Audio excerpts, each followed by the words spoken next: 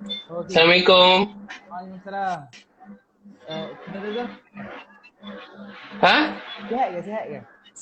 Sihat-sihat, alhamdulillah jap. Nice. Ada kat mana tu? Okey. Alright, kat dalam bilik sekarang ni. Oh, sama lah kita. Wah, cantik lah bilik. Background cantik lah. Biasalah. Kala. Okey, 89. Jadi kita mulakan Boleh. Okey, jadi hari ni kita dalam Forum Mahasiswa On Air yang mana tajuk kita topik kita pengurusan emosi sepanjang tempoh PKP daripada sudut mahasiswa. Jadi saya Ahmad Nabil bin Muhammad Matif sebagai moderator anda pada hari ini, dan bersama saya saudara Zamzuri Hanizan yang mana dia ni ahli Perintah Kawalan Pergerakan, orang bijak ni, dan juga Tak ada. moderator kita panel kita juga hari ni juga biasa dah dia buat live show FB tapi melalui akaun Facebook gitu dia. Jadi kalau lepas ni saja pada boleh tengok live saudara Zamzuri. Boleh. Boleh Jadi untuk live hari ni kita akan ada beberapa round lah yang first round tu kita akan ada jawab daripada saya sendiri dan juga saudara Dari. And then dekat sekali kita akan himpunkan semua soalan-soalan daripada audience, and then kita akan jawab. Okey, jadi kita teruskanlah pada soalan pertama. Yang mana kalau biasa orang kata kalau tak kenal maka kenalkanlah kan. Jadi kalau bila mana kita sebut pasal kesihatan mental tu sendiri, lagi spesifik pasal pengurusan emosi. Jadi daripada saudara Zam sendiri, apa yang saudara faham pasal tu? Okay, alright. So saya mulakan. By the way, panggil saya Zam saja. And then, okay, bagi saya, pada pendapat saya tentang kesihatan mental ni atau kesihatan emosi, spesifiknya adalah di mana potensi seseorang tu boleh macam mana? Potensi seseorang tu boleh bertindak dengan stres kehidupan ataupun dia boleh bekerja dengan produktif dan juga boleh menyumbang kepada masyarakat pada masa yang sama. So maksudnya emosi dia tidak mudah diganggu oleh faktor-faktor luar maupun dalaman sendiri. Oh, okey, faham. Okey, jadi kalau macam contoh kan, jadi kalau daripada saudara Zam sendirilah, apa ada beza ke contoh daripada kesihatan mental tu sendiri dan juga pengurusan emosi itu sendiri? Okey, baiklah. Tentang kesihatan mental ataupun kesihatan emosi, okey, kalau kesihatan mental ni kita boleh cakap pasal macam mana potensi seseorang tu untuk menguruskan dia punya cara dia berfikir ataupun cara dia mengawal emosi dia sendiri. So kalau emosi pula, emosi ni ada beberapa faktor yang boleh dikatakan faktor luaran ataupun faktor dalam dan juga faktor dalaman yang membuatkan seseorang tu meletakkan emosi tu lebih daripada daya pemikiran dia sendiri. Bermaksud dia kalau ikut common sense dia benda tu tak ada masalah, tapi dia letakkan emosi lebih daripada common sense dia membuatkan satu benda tu menjadi satu masalah bagi dia. Itu bagi pendapat saya lah tentang emosi. Sebab tu kalau kita belajar dalam pemikiran kritikal pun kita akan belajar tentang topik fallacies ataupun mistake in arguments kan. So dalam mistake in arguments kita ada informal dan formal. So informal ni adalah antara salah satunya adalah emotion. So for example like macam kita for example situation is about interview for a job, situation about interview for a job. So there's a lot of candidates, and then when there's a lot of candidates, there's one of the candidate is a single mother for example. So dalam single mother tu, interviewer dia akan evaluate orang tu berdasarkan kompetensi dia ataupun qualification dia. Tapi dia sebabkan single mother tu really need that job in order to survive, interviewer akan meletakkan emotion kalau dia tidak boleh macam mana mengawal dia punya common sense, bukanlah common sense tapi lebih kepada integrity focus on qualification or competencies of that individual. So bermaksud dia akan rasa macam okay, single mother ni lebih lebih memerlukan kerja berbanding kandidat-kandidat yang lain. Tapi sedangkan mengikut qualification atau spesifikasi yang perlu ada untuk daripada seseorang tu, single mother ni dia tidak sampai satu tahap yang sepatutnya layak kepada satu jawatan. Hanya sebab dia single mother dan interview rasa kesian, dia kat situ ada involve emosi. So basically emosi dan mental is two different things bagi saya, but it influence each other in order to make a decision. Okey, jadi kita teruskan kepada soalan seterusnya yang mana daripada saya saudara, apa pandangan peribadi saudara? Kandas. Rata-rata 80,000. Kejap. Boleh ulang soalan balik sebab suara putus-putus. Okey, tak apa. Okey, pada pendapat peribadi saudara, sebagai salah seorang mahasiswa yang terkandas di universiti UNM, bagaimana apabila masih sepanjang di dalam PKP, lagi-lagi bila kita seperti mana kita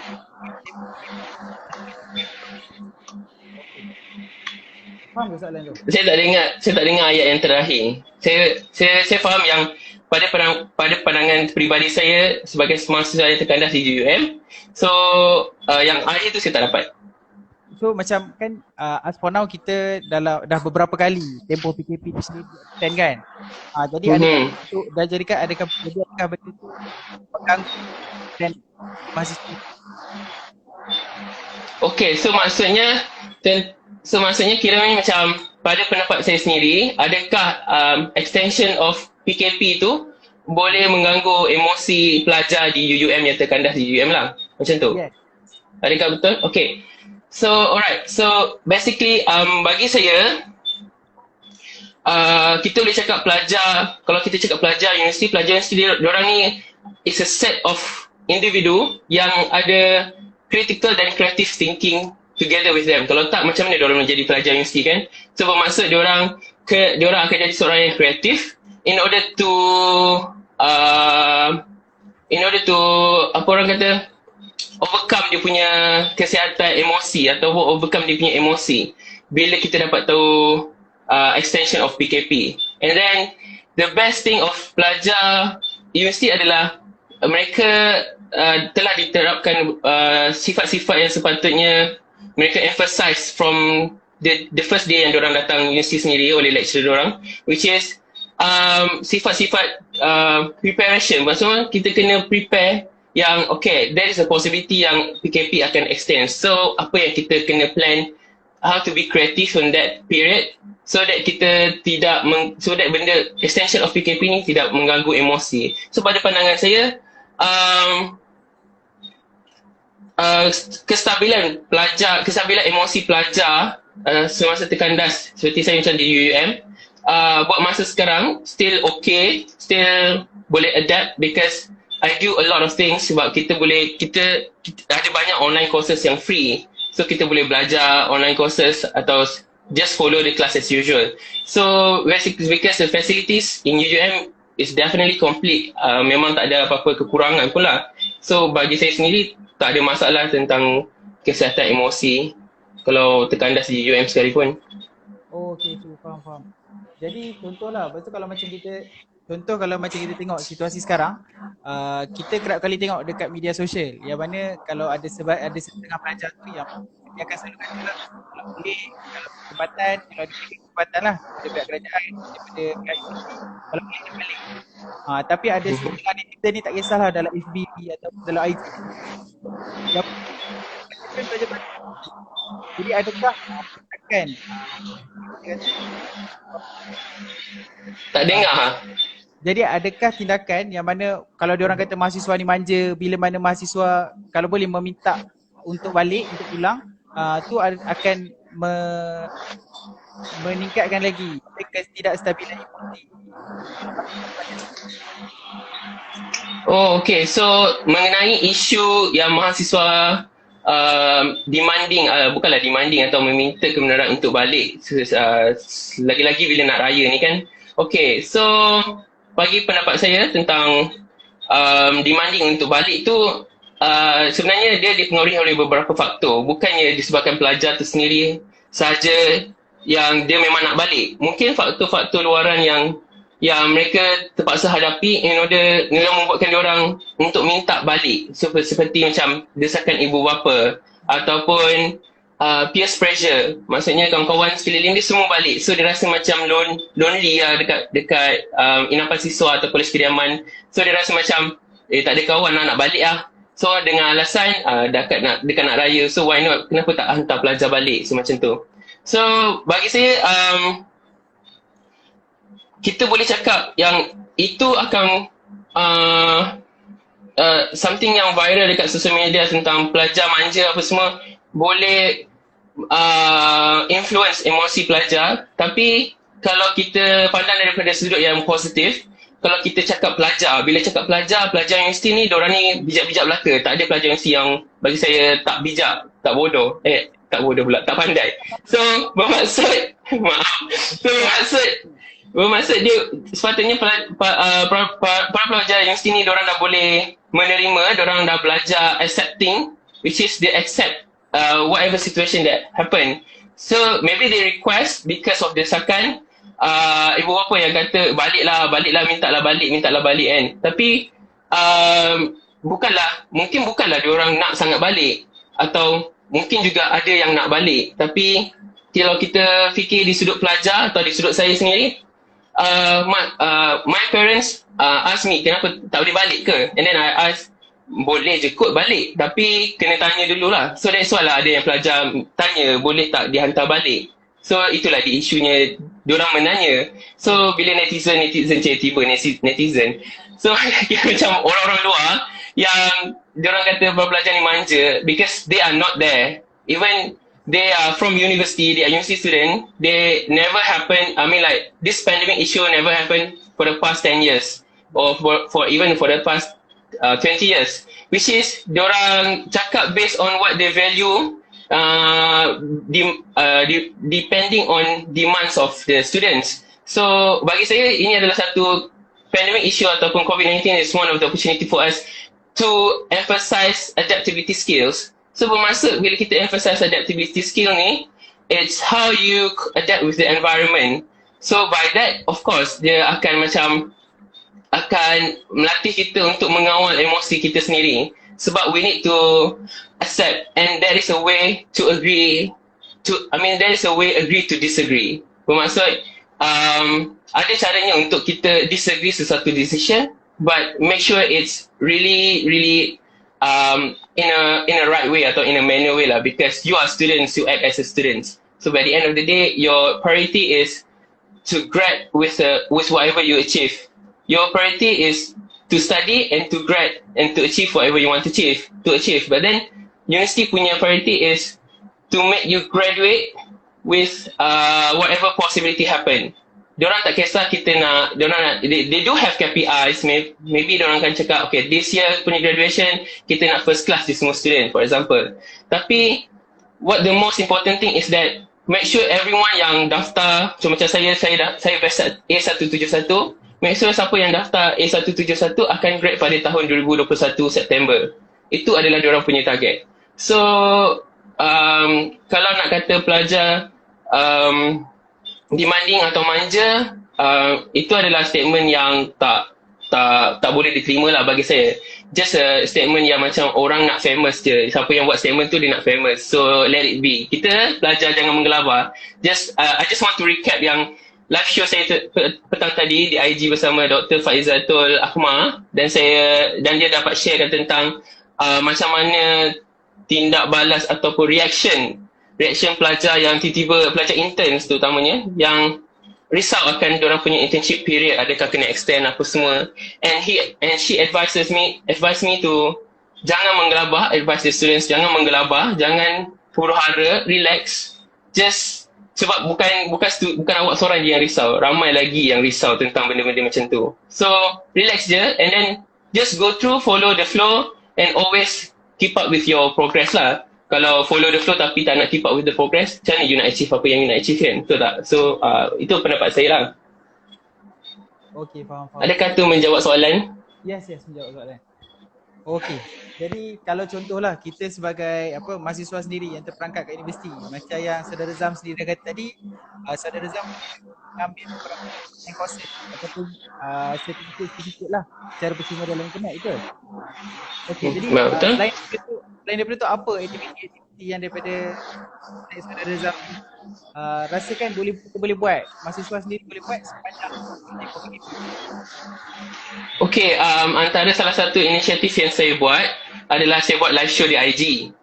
So live show tu is suddenly macam idea yang tiba-tiba datang bila dapat tahu yang we are going to face the stage 3 punya PKP. So saya fikir saya contact one of my closest friend which is Syara Kamaro to do a live show with her, and she agreed to it. And then I was like, okay, this is interesting sebab kita tak semestinya kena macam cari orang yang dah memang berjaya untuk sharekan diorang punya story atau life journey. But then my point of the live show is I cari orang-orang yang very close to millennials, sebab kita semua millennials kan. So very close to millennials, so that kita akan tengok each other punya growing. When we see each other punya growing, we can learn each other punya mistakes. So that bila kita learn from kita punya each other mistake, so for example like A dia buat mistake, so B takkan follow dia punya mistakes. So definitely dia orang boleh change to another way, which is kalau kita ajak baby boomers for example, mungkin orang-orang yang dah jadi director of a company, kita sendiri tak boleh nak nampak apa yang diorang lalui, walaupun diorang cerita macam mana sekalipun, kita tak boleh nak nampak. Bila kita cakap, contohlah macam saya saya belajar account kan, so saya belajar currency juga, and then bila diorang cakap okay dulu saya kena fly pergi sini pergi situ, fly whatsoever, and then I was like okay, dulu memanglah currency is really tak semacam currency sekarang, sebab tu you boleh fly, and then pelajar universiti yang pandai tidak sebanyak pelajar universiti yang pandai pada zaman sekarang. Bermaksud kerajaan tidak boleh macam kita kena fly semua pelajar universiti, so kasih diorang fly. Dulu yes, diorang ada peruntukan tu untuk siapa pelajar universiti yang pandai. Sekarang ni only selected, which is very very limited seats, which is pelajar sendiri sekarang millennials kena orang kata apa, berjadi kreatif untuk achieve whatever the baby boomers had achieved before, but then in a different way. So why I invited most of the millennials punya orang, so that we can see each other, we can influence each other lah. So it's one, I do a live show. Second is I'm not doing this often, but then I ada masuk live Dr. Hendrik before ni yang dia kata belajar boleh jogging, but then I'm not a jogger lah, aku tak jogging, sorry, saya bukan orang yang suka jogging, but then tapi saya jenis suka jalan and just enjoy the views, enjoy the scenery, sebab saya duduk dalam campus, so dalam campus ni ada laluan B tu very nice punya scenery lah, sebab view dia sangat cantik sebab pokok-pokok yang daun kuning tu, daun ke bunga kuning I'm not sure, but then so kita jalan-jalan je lah, why not kan. So tapi saya tak spend banyak untuk tu, tapi itu adalah antara salah satu yang saya buat. And then other than that, since saya juga Maybank Student Ambassador, so kita orang ada daily challenge, work from home challenge, so we've been focusing on that challenge lah.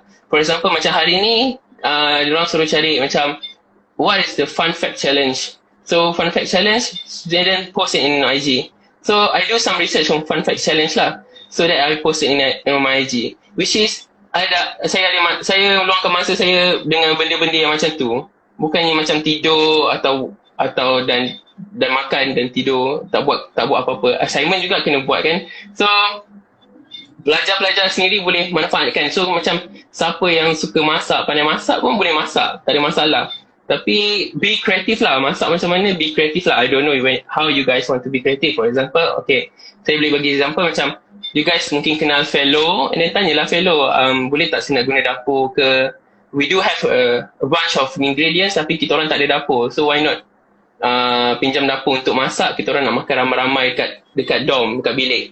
So bukannya buat mass gathering dekat luar, dekat bilik kan, so dia tak ada, bukannya it's not an open mass gathering, just dalam bilik makan. just masak dekat rumah fellow for example. Macam kita orangnya fellow sangat baik, dia izinkan kita orang masak dekat rumah dia. Okay. So that is how we spend our days lah. Faham. Contoh kalau macam saya sendirilah, sebab untuk Hmm. gunakan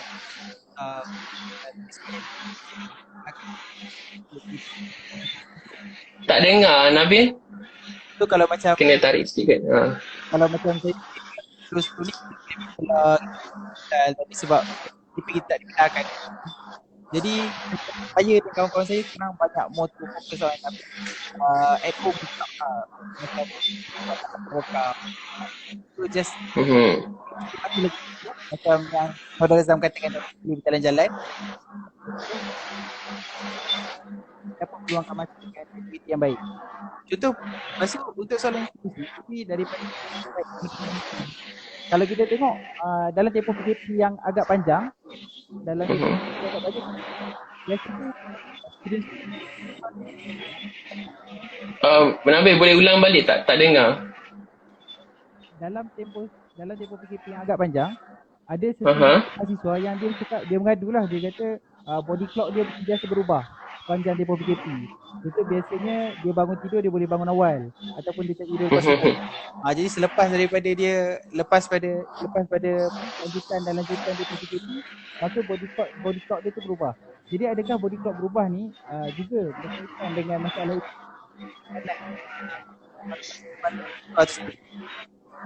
Oh, okay. So, alright. Wow. Sebenarnya bagi saya benda tu tak ada kena-mengena dengan emosi atau boleh influence emosi. But then it depending on how para pelajar tu manage diorang punya schedule setiap hari. Sebab bagi saya boleh macam mana nak cakap okay. Mungkin kita boleh set, for example, kita boleh set masa atau alarm untuk bangun on the exact time, and then kita setkan diri kita untuk tidur before yang sebelum ni kita tidur. Maksudnya contohlah, hari biasa bukan PKP, kita tidur pukul 12 katakan. Dan walaupun esok kelas tapi still tidur pukul 12 dan still boleh bangun awal. But then untuk dapatkan balik orang kata rhythm, sebab since PKP kita start tidur pukul 4 pagi, bangun lepas Zuhur for example. But then macam mana saya buat adalah saya tidur lebih awal daripada pukul 12. Bermaksud bukannya saya tidur pukul 12 untuk dapatkan rhythm tu balik, tapi tidur lebih awal daripada pukul 12 untuk dapatkan rhythm tu balik, so that kita akan bangun lebih awal. Sebab kalau macam personal view, saya jenis yang mudah terjaga walaupun ada alarm. So saya akan macam bangun, angkat phone and then terus orang kata apa, lekakan diri dengan kita scroll Instagram, scroll notification semualah, so that saya akan stay awake and then bangun macam biasa, which is like saya akan bangun lebih awal pada waktu saya bangun. So yang tu kena praktis hari-hari. And then pasal tekanan, menyebabkan tekanan diorang mengadu yang diorang tidur lambat dan bangun lambat. Benda-benda tu semuanya diorang boleh praktis sendiri untuk setkan masa diorang bangun, set masa diorang tidur. And the most important thing is that be disciplined towards your sleeping hours lah. Which is kalau you tak disiplin dengan sleeping hours, memang you susah nak dapatkan rhythm macam mana you pergi kelas sebelum ni. I mean like masuk bangun pagi seperti nak pergi kelas. So kena orang kata apa, be disiplin lah, and then disiplinkan diri. Dan saya rasa para pelajar tak ada masalah untuk disiplinkan diri sebab mereka pelajar universiti. Saya sentiasa terapkan benda tu sebab saya rasa tak ada sebab lain yang jadi pelajar universiti. Sebab yang pertama diorang jadi pelajar universiti adalah sebab diorang memang expert on, sebab diorang memang dah pandai untuk managing times, schedules, and diorang dah ada skill-skill yang tinggal nak asah je dekat universiti. Kalau tak, macam mana diorang boleh masuk universiti kan? Itu bagi pendapat saya lah. Okey, faham. Jadi sebelum kita terus pada soalan seterusnya, saya ingin mengingatkanlah. Jadi jika ada sebarang persoalan daripada audiens, jadi audiens bolehlah terus ajukan soalan tu dalam sesi Q&A ataupun tinggalkan soalan-soalan tu dalam ruang komen. Nanti kita akan review baliklah dalam tempoh Q&A. Okey. Jadi satu soalan. Jadi lagi soalan daripada saya lagi. Contoh kalau macam kita tengok dalam tempoh PKP ni ada beberapa pelajar yang mana memangnya kita nampak berbeza daripada biasa. Dia kita nampak dia berbeza lah. Contoh macam biasanya dia okey je, dia boleh senyum. Tapi dalam PKP ni dia muka masam. Yang mana kita assume, setengah pelajar tu kita assume lah dia ada mungkin ada tekanan perasaan ataupun tekanan mental. Jadi macam mana daripada saya sendiri kita ada mahasiswa yang lagi kuat kita kurang macam Okay, saya ulang balik soalan tu. Maksudnya kita boleh tengok reaksi daripada mood para pelajar yang terkandas di UUM, di mana reaksi mereka berubah akibat penambahan yang secara orang kata apa, secara continuously terhadap PKP punya period. So kita nak tahu adakah penambahan PKP punya period membuatkan emosi para pelajar terganggu dan menyebabkan ekspresi muka atau mood mereka berubah. Adakah macam tu soalannya? Tak macam ni. Contoh kalau kita sebagai seorang mahasiswa kepada mahasiswa lain yang lain, macam mana kita nak membantu mahasiswa lain yang contoh kalau kita rasa dia ada depression ke, stress ke, anxiety sepanjang tempoh PKP, macam mana kita sebagai mahasiswa nak tolong dia? Okay. So, pada pendapat saya tentang maksudnya giving back to the communities, which is how we can influence them. So kalau mereka merupakan kawan kita, so lebih baiklah kita dekati mereka dan tanya masalah secara peribadi. I mean, masalah secara privacy lah. Jangan ajak ramai-ramai tanya. Just enough one person to ask a person.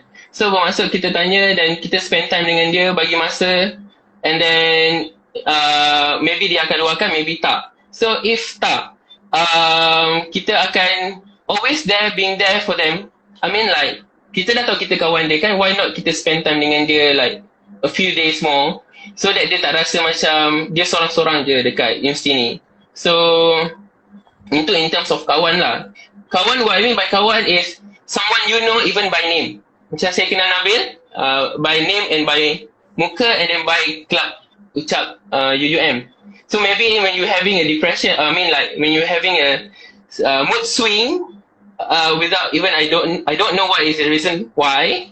So maybe since I kenal you, I will try to tanya you what happened to you. Ada apa masalah ke Nabil?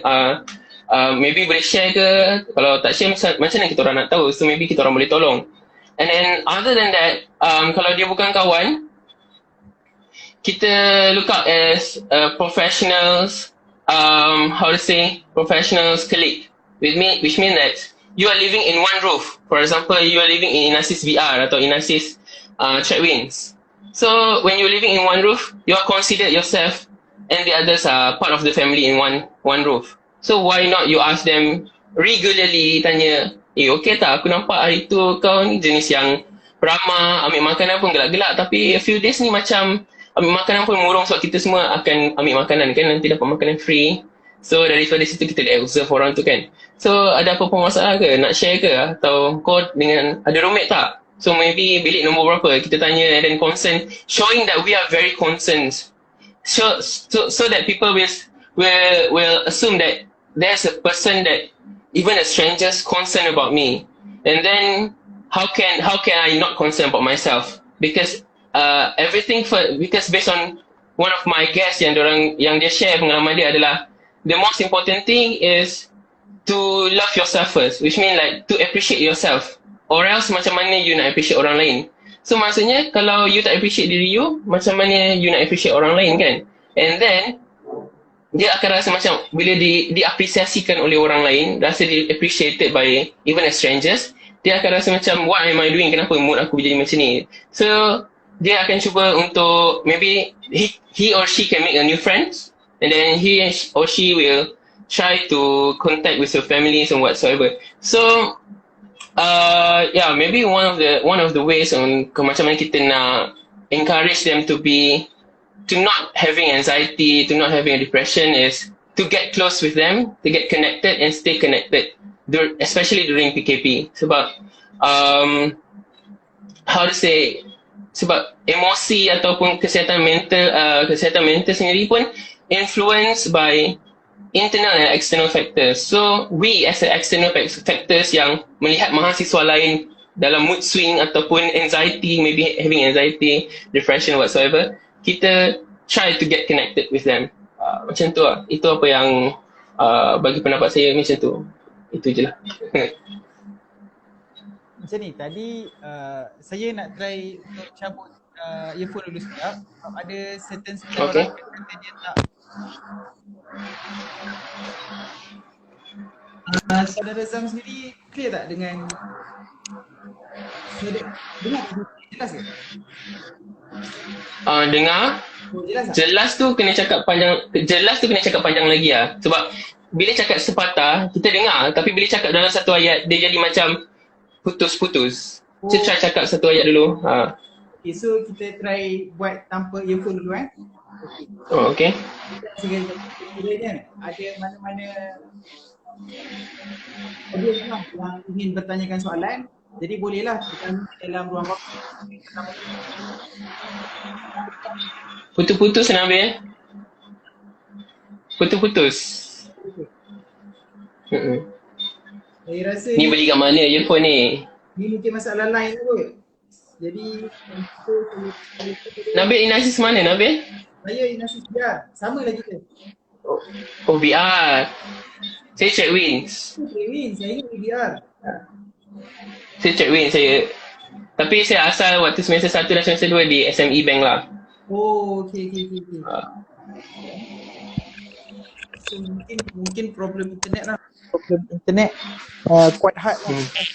So itulah saya macam saya kata tadi, saya agak tertarik dengan statement saudara Zam tadi, bila mana saudara Zam kata kesihatan emosi sangat terpengaruh dengan internal dan juga external factor. Macam yang kita mungkin dekat universiti sekarang mungkin kita terkandas, lepas tu dengan parent-parent rasa ajak balik, ajak pergi kan. Jadi untuk meneruskan lagi soalan, daripada side saudara Zam sendirilah, macam yang telah digembar-gembur kan. So lepas ada ulang balik soalan. So selepas daripada tempoh PKP kemungkinan downward lah trend ekonomi. Jadi ada kita nak saudara Zam mahasiswa account kan, mana kita nak prepare forward untuk kerana itu tidak bertambah masa financial distress, yang mana kemungkinan financial distress tu dalam sangat-sangat. Alright, so maksudnya macam mana, apa pendapat saya atau preparation saya untuk hadapi financial distress in the future because after this pandemic ends lah macam tu. Yes. Okay. Alright, so I just like recap balik apa yang my session with Mr. Zain, because I had that question and I asked him, and then what he answered is very inspiring because apa yang dia bagi tahu adalah what is the most important thing is what you do now. Maksudnya apa yang you buat sekarang ada dah determine you punya preparation for the future.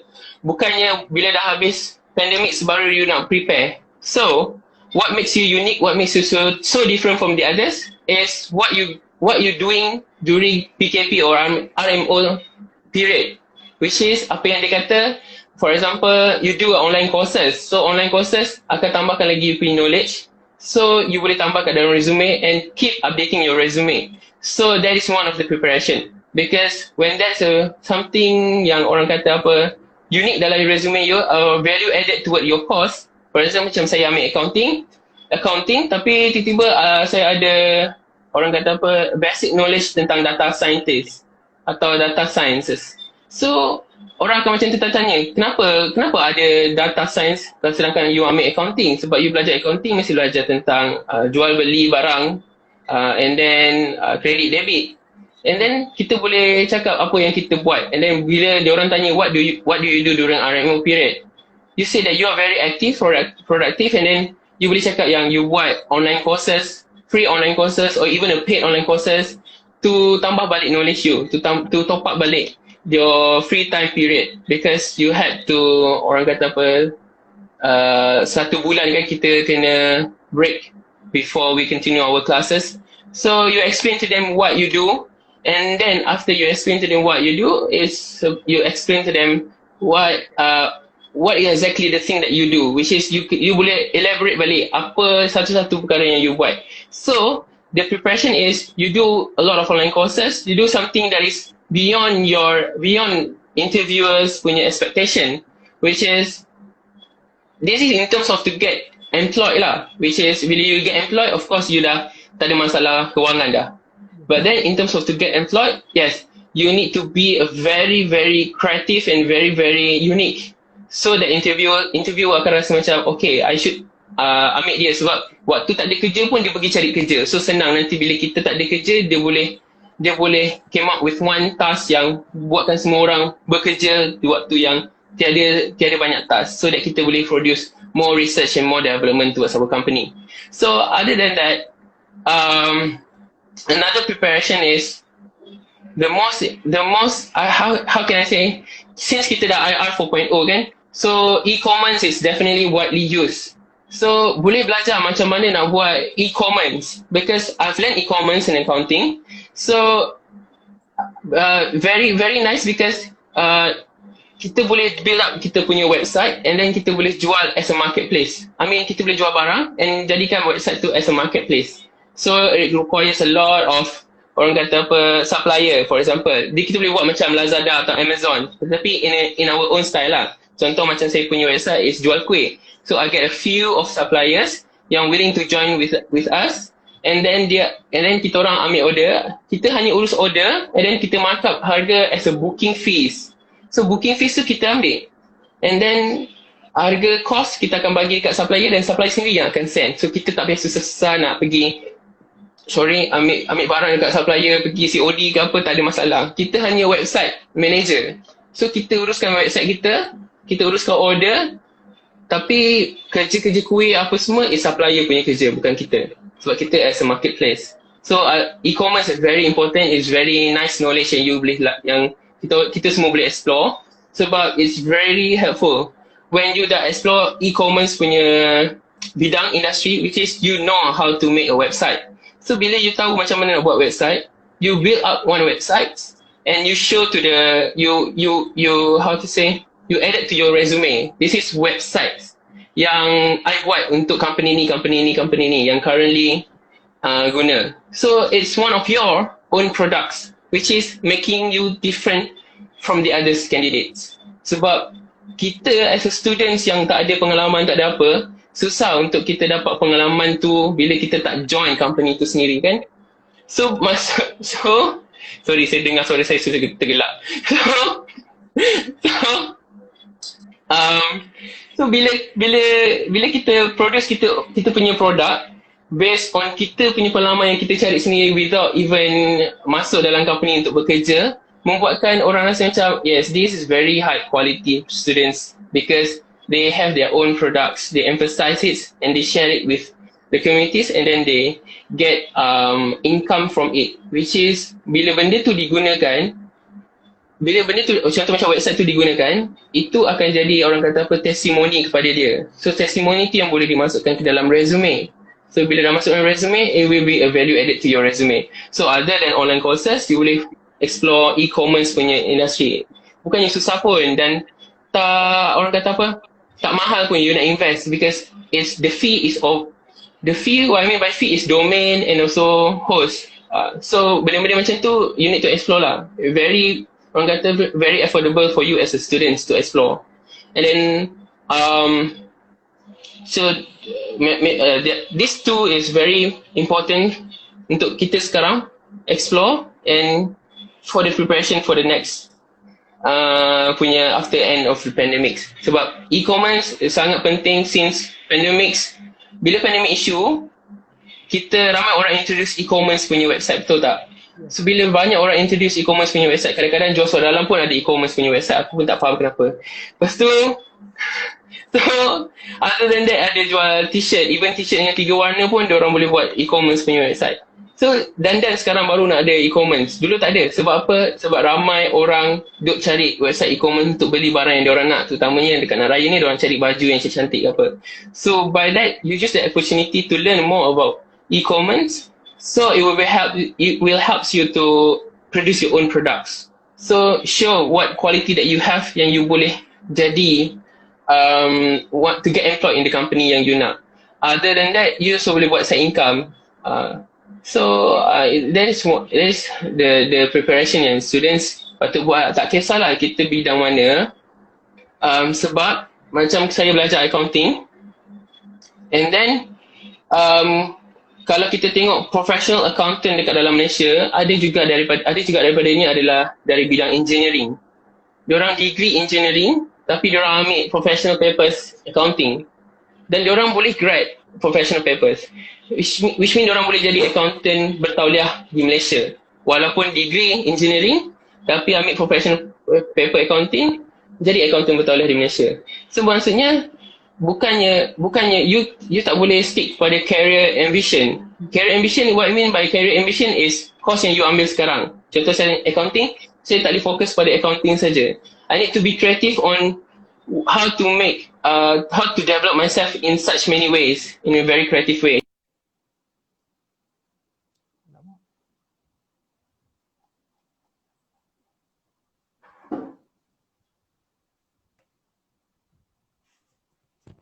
Sorry, sangkut kat situ.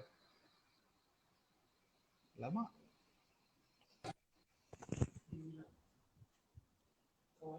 Okey ke?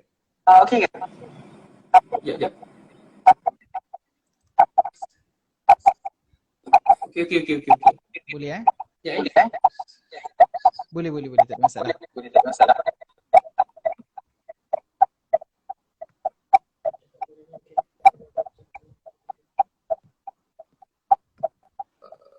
Ni kita kena reconnect balik. Ya.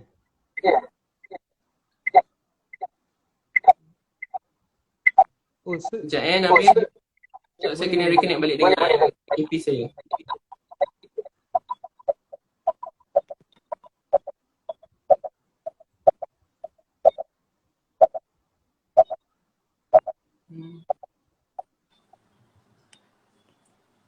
Alright.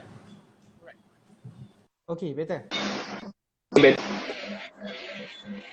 Macam tadi, Okay. Itulah. commerce kan? Apa dia? Oh tak. Tadi just in case kalau saudara Zam tengah e-commerce and sorts.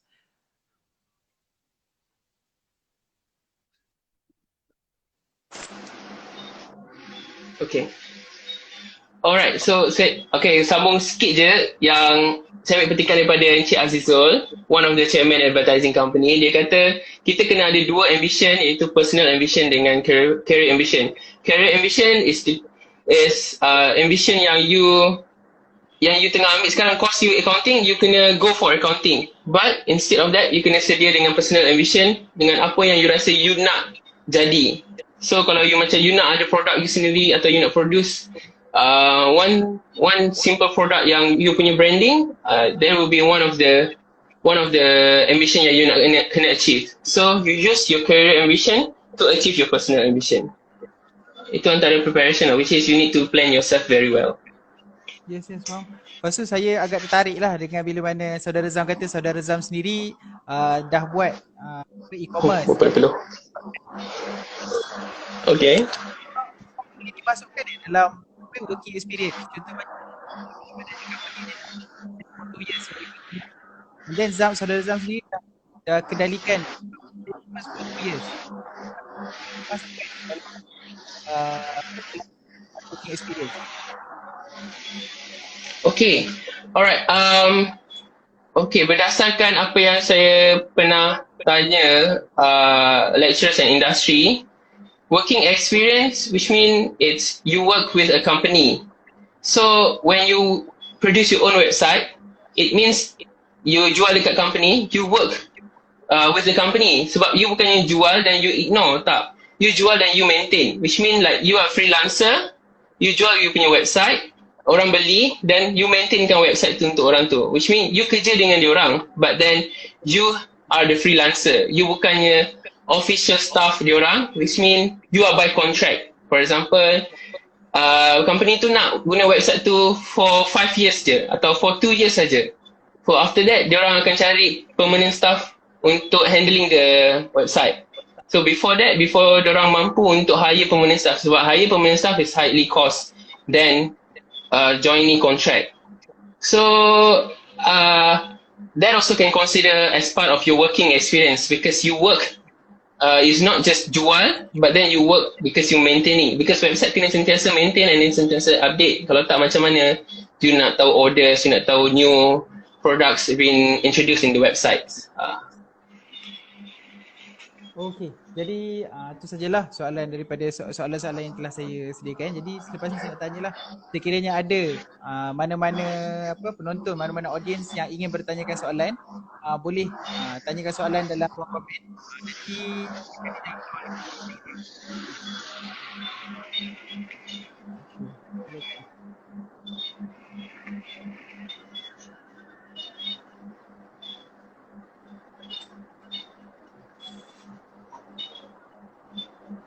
okey, ada satu soalan daripada saudari Hanizan.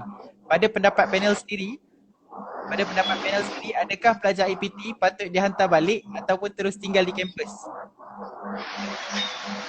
Okey, pada pendapat saya sendiri, patutkah dihantar balik atau tinggal di kampus? Okey, kalau sebijak-bijaknya, saya tak tahulah, tapi sebijak-bijaknya keputusan adalah tinggal di kampus sebab kampus full of facilities. Even after PKP end, for example, after PKP end, kita akan dapat semula jumpa dengan lecturer kita. So, even we are still having online classes, online examination, but then to set an appointment with lecturers to get more information, to get more, how to say, kalau benda yang kita tak faham online, kita boleh tanya dia directly face to face sebab kita dah biasa dengan tradition punya learning kan. Yes. Faham. So, kalau bagi saya, tak perlulah dihantar balik. Tapi mungkin boleh memberi option para pelajar dibenarkan balik. Tapi untuk mengelakkan apa-apa yang terjadi, dibenarkan balik dan jangan datang balik pada semester yang sama. Datanglah pada semester depan. Sebab mana tahu kau balik, kau pergi raya-raya rumah orang, lepas tu kau bawa COVID-19 tu. Awak bawa COVID-19 tu masuk universiti pula kan.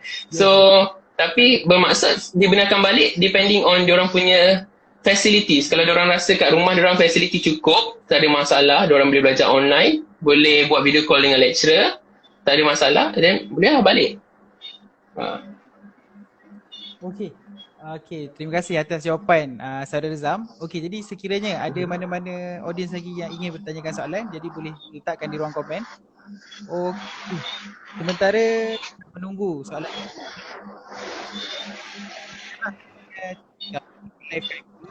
nanti tempoh masa yang digunakan hanyalah 1 jam.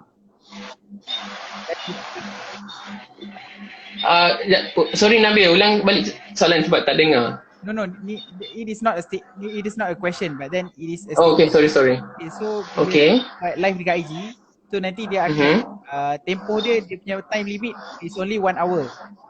Ya. After 1 hour dia akan cut off lah. Jadi kita punya masa pun sebenarnya tak berapa nak mengizinkan. Jadi kita serahkan kepada panel untuk sedikit pertolongan. Jadi sedikit rumusan lah.